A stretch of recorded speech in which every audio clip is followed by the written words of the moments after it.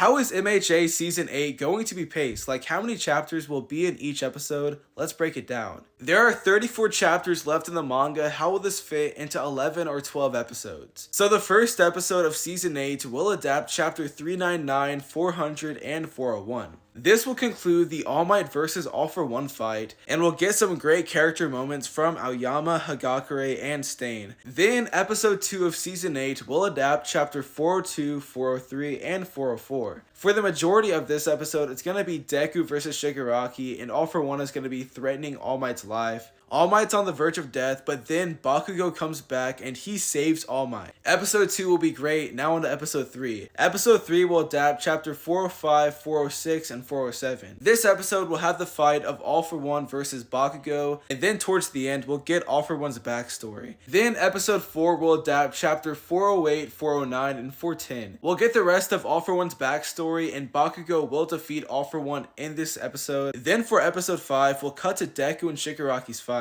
This episode will adapt Chapter 411, 412, and 413. This episode they'll fight a lot and it'll end on the Carnage Deku reveal. Then Episode 6 will adapt Chapter 414, 415, and 416. Deku and Shigaraki will have an awesome fight this episode, but then it'll end off when Deku enters the Vestige world. It'll be a pretty action-packed episode. Now this next episode is tricky. It can adapt 3 or 4 chapters. It can end on chapter 419 or 420, I don't know which. This is all set up for episode 8 because episode 8 needs to end off on chapter 423. That is the end of the war and it's the perfect place for an episode to end. So episode 8 will adapt chapter 421, 422, and 423. Then starting at episode 9, that's the epilogue. Episode 9 will adapt chapter 424, 425, and 426.